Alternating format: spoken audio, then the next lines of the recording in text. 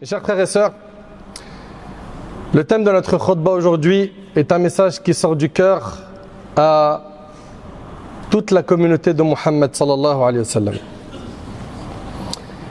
C'est un message qui sort du cœur car, comme vous le savez, nous sommes dans une période de trouble. Une période de trouble. Nous vivons une période où le faux est présenté comme étant le bien, comme étant le vrai. Et le vrai est présenté comme étant le faux. Le traître est considéré comme honnête et l'honnête comme traître. Nous vivons vraiment une période de trouble. Une période où il y a énormément aussi d'épreuves qui touchent la Ummah. Des inondations, des tremblements de terre. On ne compte plus les pays, les villes qui ont été touchées et qui continuent à être touchées. Et donc il est de notre devoir en tant que musulmans d'adopter des lignes de conduite bien particulières dans les périodes de trouble. D'après Abu Hurayra radiyallahu anhu, le prophète sallallahu alayhi wa sallam a dit: viendront pour les gens des années trompeuses, au cours desquelles le menteur sera déclaré véridique, l'homme véridique sera déclaré menteur. On considérera le traître comme étant digne de confiance, et l'homme digne de confiance sera accusé de traître, et au cours desquels l'homme inapte, le prophète sallallahu alayhi wa sallam a utilisé le terme ici, ruwaybida, l'homme inapte se prononcera. Quelqu'un a demandé au messager d'Allah: qui est ar-ruwaybida?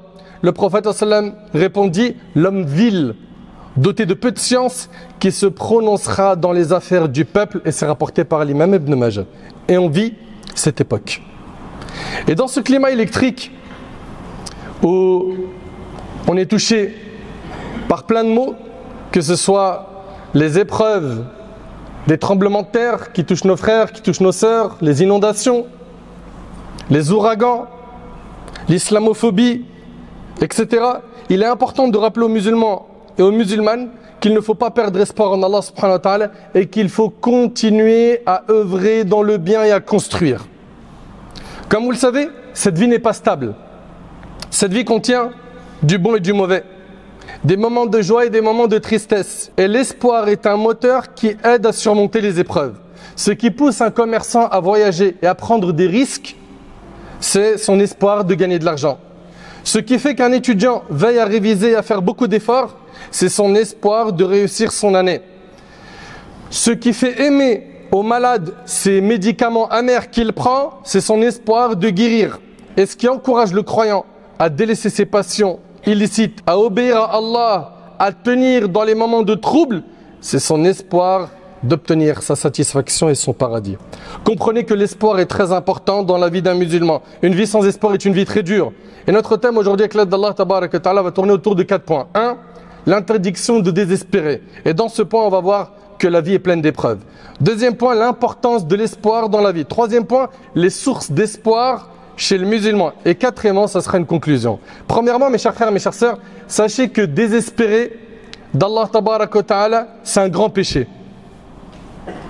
Il n'y a que les égarés qui désespèrent de la miséricorde d'Allah, qui désespèrent de la rahma d'Allah, qui désespèrent d'avoir le soutien d'Allah. Allah Ta'ala a dit: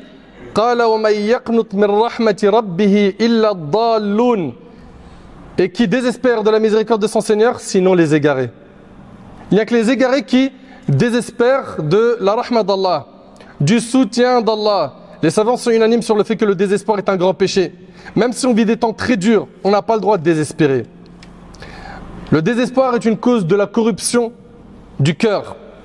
Un cœur ne peut être en bon état alors qu'il est noyé dans le désespoir. Et ne soyez jamais de ceux qui vont dire, même si ça se durcit sur les musulmans, même si les temps sont difficiles pour nous, ne soyez jamais de ceux qui vont dire: ça y est, c'est notre fin. N'ayez jamais ce discours. Parce que si vous avez ce discours, sachez que vous n'avez pas pris la voie des prophètes. Et on va voir la voie des prophètes dans pas longtemps, Inch'Allah. Même si c'est difficile, il faut apprendre à être un moteur pour donner de l'espoir aux gens. T'arrives pas, garde le silence. Mais ne fais pas désespérer les gens en leur disant: ça y est, c'est fini pour nous. C'est fichu. Dans pas longtemps, c'est terminé pour les musulmans. Ce discours-là, le prophète, alayhi salatu wassalam, l'a blâmé. Il a dit, alayhi salatu wassalam, lorsque vous entendez quelqu'un dire malicieusement: les gens ont péri, sachez qu'il est celui qui périt le plus et c'est rapporté par Muslim selon Abu Huraira. Comprenez donc qu'il faut garder espoir en Allah Azza wa Jal et ce même si on est éprouvé. Et l'épreuve fait partie de la vie du croyant. Il y a des gens, ils sont étonnés quand ils ont des épreuves qui touchent la communauté musulmane ou qui les touchent au niveau familial ou au niveau personnel, que ce soit au niveau de la santé, que ce soit au niveau de la perte d'un être proche, que ce soit au niveau de l'argent, que ce soit au niveau de un de leurs enfants qui est devenu égaré ou autre. Ils s'étonnent, ils se disent mais pourquoi moi qui fais du bien, je suis éprouvé, je ne comprends pas. Mais tu n'as pas compris que la base de cette vie, c'est l'épreuve. Et la vie qui sera stable et pour l'éternité, nous on le sait en tant que musulmans, c'est celle qui vient après la mort. Donc comprends que cette vie, elle n'est pas stable.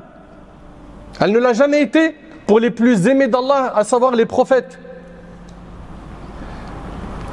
L'épreuve fait partie de la vie du croyant. Et celle-ci sert à le purifier et à l'élever en degrés. Allah tabarak wa ta'ala a dit ba'd a'udhu billahi minash shaitanir rajim bismillahir rahmanir rahim alif lam mim ahasiba an-nasu an yutraku an yaqulu amanna wa hum la yuftanun.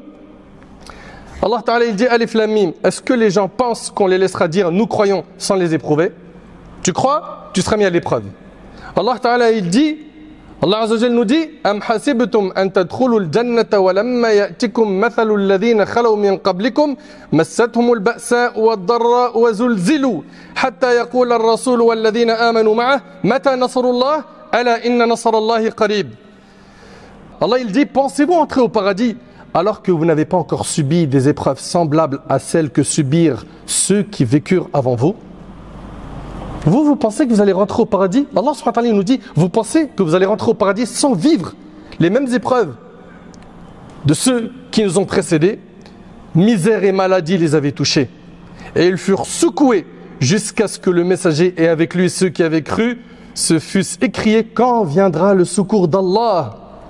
Et Allah il dit, ala inna nasrallahi qarib, le secours d'Allah est sûrement proche. Allah ta'ala il dit, écoutez bien s'il vous plaît.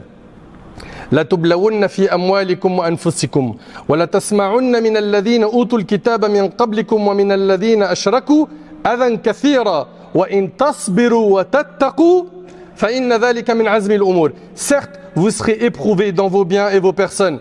Et certes, nous dit Allah, vous entendrez de la part de ceux à qui le livre a été donné avant vous et de la part des associateurs beaucoup de propos désagréables.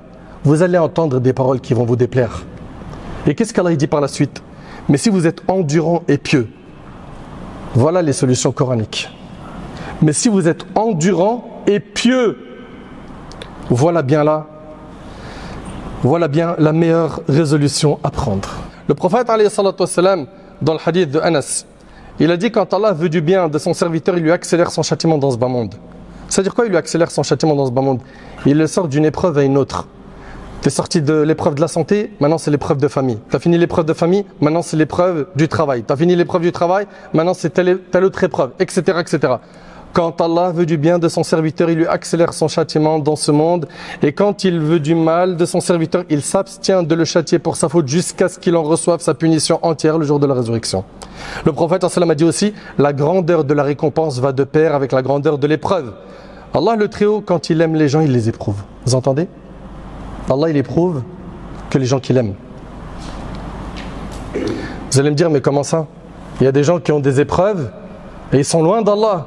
C'est des gens qui combattent le dîn, etc., etc. Non, eux ça ne s'appelle pas une épreuve, ça s'appelle une punition. Et j'ai une vidéo qui s'appelle épreuve ou punition. Quand Allah il aime les gens, il les éprouve. Celui qui accepte l'épreuve avec abnégation aura la satisfaction d'Allah. Et celui qui lui oppose son mécontentement, Allah sera mécontent de lui. Et c'est rapporté par Tirmidhi. Et le prophète, dans le hadith de Sa'd, a dit, les gens les plus éprouvés sont les prophètes, puis ceux qui leur succèdent en degré. L'homme est éprouvé selon le degré de sa piété. Si sa foi est solide, son épreuve est encore plus dure. Plus tu vas augmenter ta foi et tu vas faire des efforts pour te rapprocher d'Allah, plus tu vas avoir des épreuves qui ressemblent à celles des prophètes. Et ne pense pas que c'est un mal. Non, Allah il te purifie de tes péchés et il est en train de t'élever en degrés. Le prophète il dit, le croyant ne cesse d'être éprouvé jusqu'à ce qu'il marche sur terre lavé de toute faute. Gardez en tête vous qui êtes éprouvé que seul Allah peut vous délivrer de toute épreuve. Allah Ta'ala il dit wa yamsaska Allahu bidur fala kashifa lahu illa hu wa yamsaska bi khair fa huwa ala kulli shay'in qadir al-aya. Allah Ta'ala il dit et si Allah fait qu'un malheur te touche, nul autre que lui ne peut l'enlever. T'entends? Nul autre qu'Allah peut enlever cette épreuve. Et s'il fait qu'un bonheur te touche, c'est qu'il est omnipotent.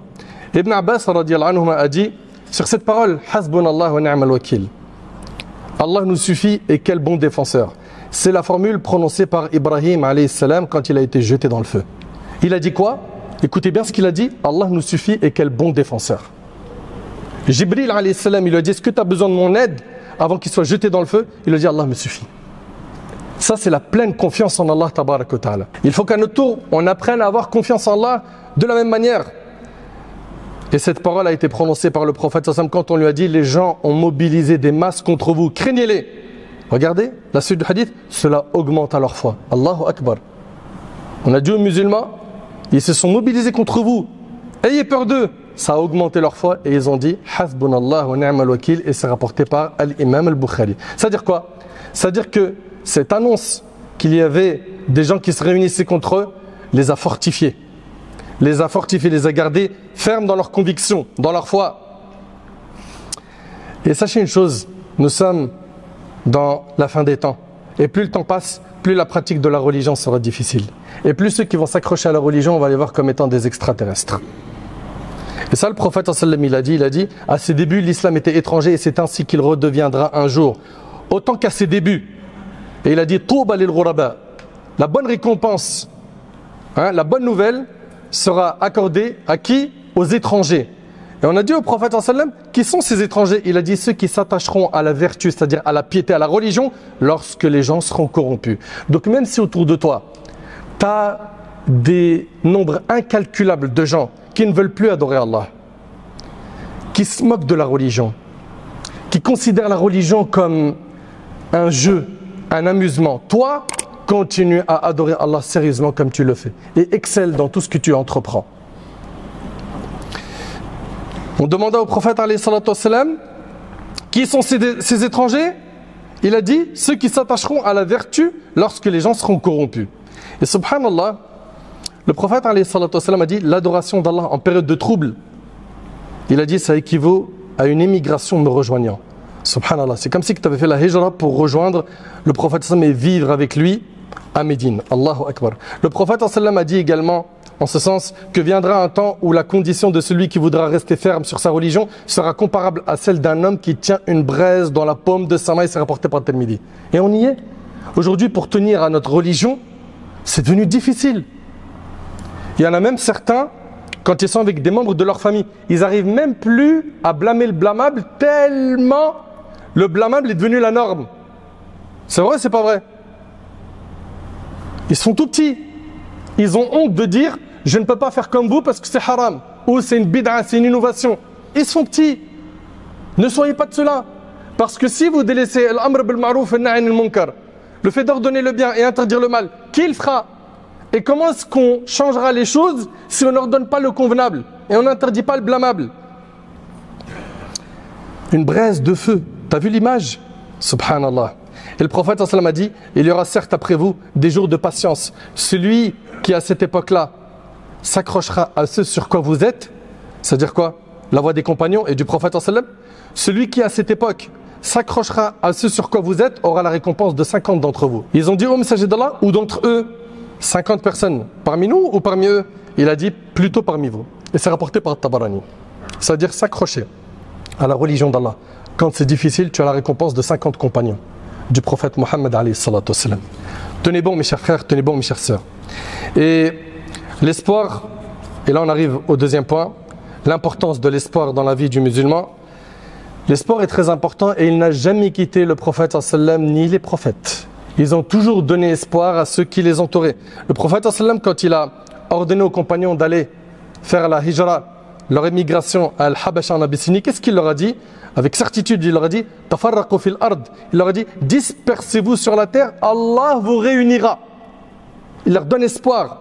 Khabab ibn al-Arat, il vient voir le prophète sallam. Et le hadith, il est rapporté par al-Bukhari. Et regardez, il vient se plaindre de la douleur des épreuves et de la difficulté des malheurs en disant ne vas-tu pas adresser des demandes à Allah en notre faveur? Ne vas-tu pas invoquer le secours d'Allah pour nous? C'était dur. Les épreuves à l'époque du prophète, elles étaient très dures. Et le prophète sallam, le fit passer de l'atmosphère de la difficulté et des tourments à la situation de la grande ouverture et qu'ils allaient avoir quoi? Le soutien d'Allah. Et à la fin du hadith, qu'est-ce qu'il lui a dit? Alayhi salatu wassalam, il lui a dit: mais vous vous empressez beaucoup trop. Et c'est rapporté par le Bukhari. Vous voulez du résultat trop rapidement. Ça, c'est une chose. Et deux, et ça, c'est un point qui est hyper important, est-ce qu'on se donne les moyens, nous, d'avoir le soutien d'Allah? Est-ce qu'on peut être honnête avec nous-mêmes et regarder nos pratiques religieuses à l'échelle de la Ummah, à l'échelle personnelle? Regarde-toi, qu'est-ce que tu veux concrètement dans ta pratique religieuse, dans les obligations, dans le fait de t'écarter des interdits? Comment est-ce que tu passes ton temps? Qu'est-ce qui occupe ton esprit? Tu penses à quoi? Qu'est-ce que tu fais pour la Ummah? Qu'est-ce que tu fais pour la da'wah? Le prophète, alayhi salatu wassalam, comme vous le savez, il quitte Mecca et il va enfin faire sa hijra avec Abu Bakr. Et comme vous le savez, il avait le guide chamelier, etc. Et ils partent direction Médine. Et en chemin, ils s'arrêtent dans la grotte de Thawr. Ils vont rester là-bas, comme vous le savez, 3 jours. Et quand il arrive dans la grotte de Thawr, comme il y avait un prix de 100 chameaux pour celui qui capture le prophète, alayhi salatu wassalam, les gens se sont déployés pour essayer de ramener le prophète, alayhi salatu wassalam, de l'attraper.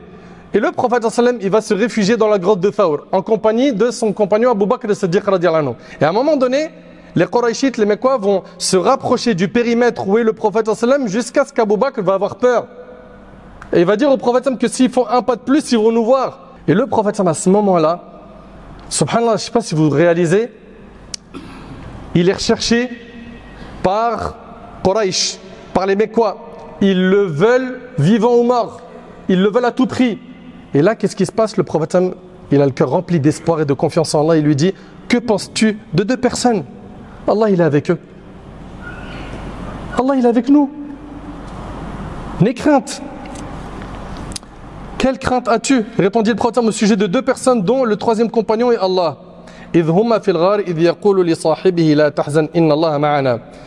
Qui disait à son compagnon dans la grotte: ne t'afflige pas car Allah est avec nous. Pendant la bataille des coalisés, le prophète il est en train de creuser et c'est difficile. Et là il y a qui? Écoutez bien, il y a Ghatafan, il y a Quraysh, Bani Quraïda. On a plus de 10 000 personnes qui viennent combattre le prophète sallam. Et c'était à l'époque un nombre impressionnant. Les Arabes à l'époque, les guerres qu'ils avaient les uns contre les autres n'avaient pas d'armée aussi importante. C'était des chiffres qui étaient beaucoup plus petits. Et là, le prophète, alayhi salatu wassalam, après avoir écouté l'idée de Salman, ils vont creuser un fossé à l'entrée de Médine. Et subhanallah, à un moment donné, il y a un rocher qui empêche le prophète et les compagnons d'avancer dans cette mission. Et le prophète va descendre avec une pioche, et pendant qu'il va frapper ce rocher, il va le frapper 3 fois. La première fois, il y a 1/3 du rocher qui va être détruit, 2e tiers, puis à la fin, elle va être réduite en poussière. Et à chaque fois, le prophète, pendant ce moment dur où ils ont faim, ils ont quitté leur famille, il y a la crainte de l'ennemi, etc., il donne espoir aux compagnons. Et c'est ça le manhaj al-nabawi. C'est ça le modèle prophétique et la voie prophétique. C'est de donner espoir dans les moments difficiles. C'est ce qu'il a fait, alayhi salatu wassalam. Quand il a frappé avec sa pioche fort cette pierre, il y a 1/3 de cette pierre qui a explosé et il a dit Allahu Akbar, les clés de Syrie m'ont été données. Puis après il a dit Allahu Akbar, après avoir tapé une 2e fois, les clés de Perse m'ont été données. Il a dit par Allah, je vois le château blanc de Madain. Et la 3e fois il a dit les châteaux du Yémen m'ont été donnés. Donc on voit que dans les moments difficiles, le prophète il donne espoir à ses compagnons. Est-ce qu'on en fait partie? On donne plus espoir. Quand on se regarde les uns les autres, on a des discours pessimistes. Et après on dit on suit la sunna et les salafs. Mais comment?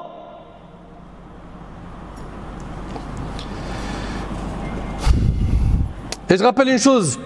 Nous, il nous est demandé de faire le bien, d'appeler Allah subhanahu wa ta'ala, de faire la da'wah. Et on n'est pas responsable du résultat. C'est-à-dire que tu peux faire des efforts et ne pas avoir de résultat.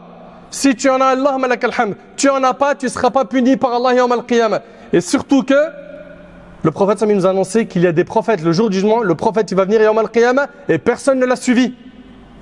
Je ne sais pas si vous réalisez. Le hadith d'Ibn Abbas, le prophète a dit: les différentes communautés me furent présentées et je vis un prophète ou 2 passer accompagné d'un gros d'hommes et un prophète qui n'avait aucun compagnon.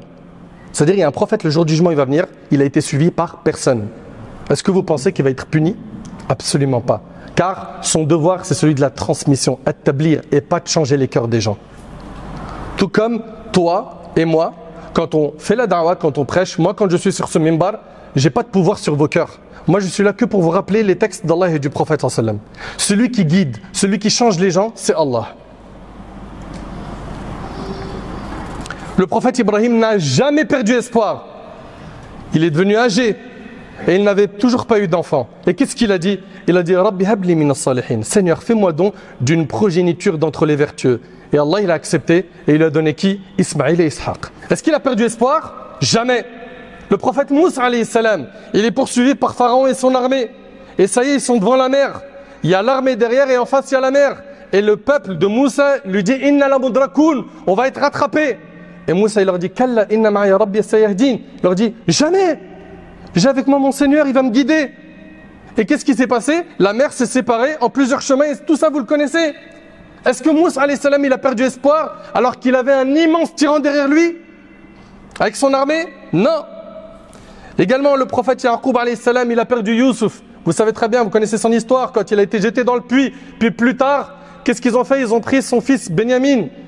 Et pareil, il a perdu donc Youssouf et Benyamin. Et qu'est-ce qu'il a dit? Il a dit Fasabrun jamil.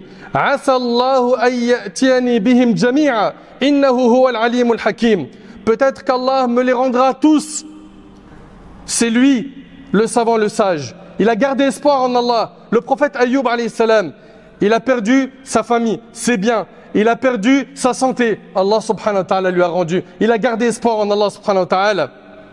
Wa Ayyuba idh nada rabbah anni massani ad-dur wa anta arhamur rahimin fastajabna lah al-aya.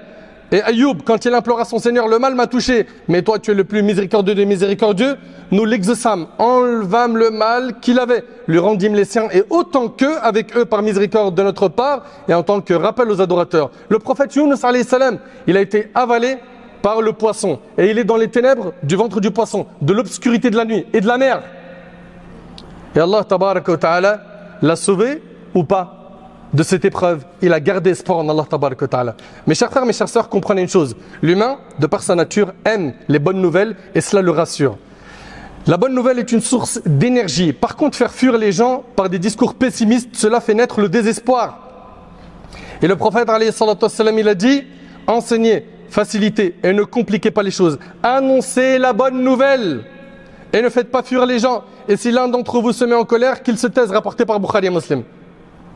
Et ce que je suis en train de vous dire là, on a vu plein de textes et j'aurais pu m'étaler encore plus, mais le temps ne nous le permet pas. Les prophètes donnaient espoir, les prophètes avaient espoir. À nous de suivre la voie des prophètes. Et ne me dis surtout pas, non mais mon frère, tu vis pas dans notre monde là, tu sais pas ce qui se passe ici en France, tu sais pas ce qui se passe ici, dans tel pays en Europe, ou ce qui se passe. Mais le prophète sallallahu alayhi wa sallam, il n'a pas connu des moments difficiles. Le prophète Moussa, il n'a pas connu des moments difficiles. Les prophètes, ils n'ont pas connu des moments difficiles. Et avec cela, on l'a vu, ils ont continué à donner espoir et c'est comme ça qu'on doit être. Mes chers frères, mes chères sœurs, maintenant, comment faire pour se renforcer sur ce point qui est le point de l'espoir? Comment faire maintenant pour mettre le plein d'espoir? Parce que je sais qu'il y en a parmi nous, ils roulent sans espoir maintenant. Ça, il n'y a plus rien. Ou peut-être il leur reste un tout petit peu d'espoir et ça, ils vont tomber dans le désespoir. Premièrement, sache mon frère ainsi que toi ma soeur que c'est Allah tabarak wa ta'ala le créateur. C'est lui qui gère ce royaume. Que Allah tabarak wa ta'ala il a établi des règles qui ne changeront jamais. Que si nous on se rapproche de lui azza wa jal, on obtiendra son secours et son soutien, son assistance. Allah ta'ala il a dit Inna Allah la yughayyiru ma biqawm hatta yughayyiru ma bi anfusihim. Allah ne change pas l'état d'un peuple tant qu'ils n'ont pas changé ce qu'il y a en eux-mêmes. Et Allah tabarak wa ta'ala a dit wa iyamsaska Allahu bidur fala kashifa lahu illa huwa yamsaska bi khayr fa huwa ala kulli shay'in qadir. Et si Allah fait qu'un malheur te touche, nul autre que lui ne peut l'enlever. Et s'il fait qu'un bonheur te touche, c'est qu'il est omnipotent. Gardez en tête qu'il ne faut avoir peur que de notre Seigneur azza wa jal, d'avoir confiance en lui subhanahu wa ta'ala, et que c'est en s'accrochant au Coran et à la Sunna qu'on va pouvoir améliorer notre situation en tant que musulmans. Allah tabarak wa ta'ala il nous dit au sujet du Coran وَلَقَدْ آتَيْنَاكَ سَبْعًا مِنَ الْمَثَانِ وَالْقُرْآنَ الْعَظِيمِ. Nous t'avons certes donné les 7 versets que l'on répétait. Ici il s'agit de la Fatiha ainsi que le Coran sublime. Le Coran, Allah il dit qu'il est sublime. On en est où par rapport à ce livre? Allah Ta'ala il dit La ya'tihi al-batilu min bayni yadayhi wa la min khalfihi. Le faux ne l'atteint d'aucune part. Qui? Le Coran. Le faux ne l'atteint d'aucune part, ni par devant ni par derrière. C'est une révélation. émanant d'un sage digne de louange. Et puis, lorsque l'on regarde dans le tarikh, dans l'histoire, combien de peuples se sont retrouvés très bas, au bas de l'échelle, et ils ont remonté la pente. Combien? L'histoire est remplie d'exemples. Combien de cas on a eu dans l'histoire où la Ummah ou d'autres se sont retrouvés rabaissés, humiliés, opprimés, et après la situation s'est améliorée. Et puis, nous concernant ici, en France, il y a 60 ans, il n'y avait qu'une seule mosquée, la mosquée de Paris. Par la grâce d'Allah Tabarak wa Ta'ala, il y a des efforts qui ont été faits. À nous de continuer à construire pour faire le bien, à construire pour répandre le bien, la stabilité, la paix autour de nous. À nous de faire le nécessaire pour montrer le trésor que nous avons qui est notre Coran, le Coran, le livre d'Allah. Méditez sur notre évolution par la grâce d'Allah subhanahu wa ta'ala. Il y a eu une évolution. Je parle ici, dans notre pays. Bien évidemment, on n'est pas au top, mais il faut continuer à œuvrer dans le bien. Et pour terminer, après avoir entendu tout cela, il y a des actions à mener à l'échelle individuelle, à l'échelle familiale et aussi à l'échelle de nos associations. Au niveau individuel, il faut voir sa vie comme un projet. Et écoutez-moi attentivement s'il vous plaît. Il faut voir sa vie comme un projet. C'est quoi le projet de ma vie? La réponse, ça doit être de répandre un maximum le bien au quotidien en cumulant les bonnes actions et en planifiant quelque chose de majeur. C'est-à-dire quoi? Est-ce que tu as envie, avant de mourir, de laisser une œuvre écrite qui te rapportera des hasanat? Est-ce que tu as envie de te concentrer sur l'éducation?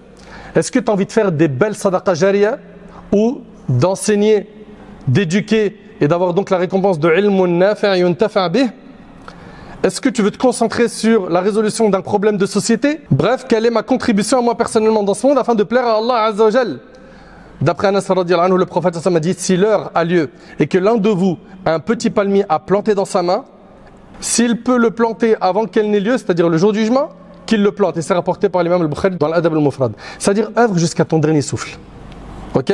Au niveau familial, veillez à ce que notre maison, notre foyer soit un endroit de rayonnement, un endroit de douceur, de bienveillance et d'adoration. Un cocon où l'on se sent bien, un abri face à la brutalité de ce monde. Un endroit où l'on reprend des forces humainement et spirituellement. Un endroit où nos enfants trouvent l'amour, le savoir et l'éducation dont ils ont besoin pour devenir des adultes forts, bienveillants et épanouis.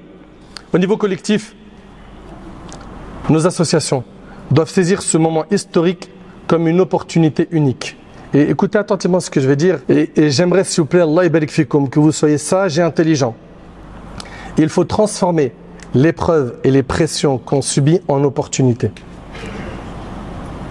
Il faut transformer l'épreuve et les pressions qu'on subit en opportunités. Il faut avoir du recul, de la sagesse.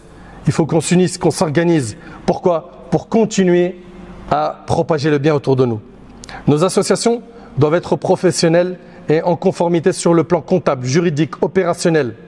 On doit faire le nécessaire pour être irréprochable et travailler ensemble. Sinon, qu'est-ce qui va se passer? Elles vont être rapidement blacklistées, voire dissoutes. C'est cette démarche professionnelle qui doit nous permettre de ressortir tous grandis et renforcés de cette triste période. Nous tous, responsables associatifs et cadres musulmans, sommes face à nos responsabilités, à nous de les assumer. Pour terminer, des phrases clés, j'aimerais que tu les retiennes. 1. Garde confiance et espoir en Allah. 2. Reste droit dans tes bottes et ne te laisse pas intimider. Rappelle-toi que le bout du tunnel, c'est le paradis. 3. Investissez-vous à fond pour faire le bien et proposez des idées. On aimerait voir des gens de notre Ummah qui proposent des idées qui améliorent la situation de la Ummah. 4. Soyons unis. Soyons unis. Est-ce que nous, on est organisés? Wallah, on n'est pas organisés. Quand tu veux aujourd'hui unir des acteurs associatifs, tu as un problème qui revient tout le temps. Ça, c'est quoi? C'est le problème de l'ego, le nafs. Ah non, non, non, non. Si moi je me mets avec lui, c'est lui qui va commander. C'est moi qui commande. C'est un problème de nafs. Wallah l'azim, on a des problèmes d'ego chez les acteurs associatifs, mais qui ne se comptent pas. On en a trop. Quand est-ce qu'on va laisser notre nafs de côté? On va penser à l'intérêt général de la Ummah. Quand? Ou bien d'autres qui voient la vérité que sous l'action qu'il veut mener. Et toute autre action, il l'appelle égarement, le faux. Les poltrons, ils comprennent rien. Les lâches, et j'en passe, la liste elle est grande. Mais il n'y a pas qu'une manière d'agir. Il y en a plusieurs. Pourquoi on n'unit pas toutes ces actions et on essaie de construire quelque chose de sérieux? On parle d'union, de fraternité. Notre Oumma est déchirée à l'intérieur. Je parle ici à l'échelle nationale. Donc, l'union des associations, des imams, des acteurs, qu'on soit solidaires avec cette belle union, on ne sera pas dans la réaction. Pire, des fois on constate. On fait rien d'autre à part constater. Oh, t'as vu ce qui s'est passé aujourd'hui? T'as vu ce qu'il y a à la télé? T'as vu ce qu'ils ont dit sur nous? On est soit dans la constatation, soit dans la réaction. Jamais dans l'anticipation. Parce qu'on n'est pas organisé, on n'est pas unis. Également, occupons-nous à nous instruire et à nous éduquer afin d'améliorer notre situation. En cas d'acte islamophobe, tout faire pour dénoncer et faire valoir nos droits avec les moyens légaux. Avec les moyens légaux. Et pour finir, solidifions nos structures, associations au niveau des normes de sécurité, comptabilité, etc. Un conseil aussi, apprenez à éteindre la télévision de temps en temps. Ça ne vous fera pas de mal. Et de vous déconnecter de Twitter et compagnie. De temps en temps, faites une cure de ces infos. Voilà, vous allez vivre la vraie vie. Pas la vie qu'on veut vous faire vivre. La vie de la victime, sur le banc de l'accusé, etc., etc. Apprenez de temps en temps à fermer la télé. Déconnectez-vous. Wallah, ça va vous faire du bien. Sachez pour finir que les non-musulmans, eux, ils ne lisent ni le Coran ni les hadiths du prophète. Ils nous lisent nous. Soyons donc des ambassadeurs de l'islam. Laissez voir la sunna en vous. Ayez un bon comportement et répandez la beauté de l'islam en le pratiquant correctement. J'implore Allah subhanahu wa ta'ala de remplir nos cœurs d'espoir. J'implore Allah subhanahu wa ta'ala de faire de nous des acteurs et non des spectateurs. J'implore Allah tabarak wa ta'ala de faire miséricorde à nos défunts. J'implore Allah subhanahu wa ta'ala d'apaiser les tensions qui touchent la Ummah de manière générale.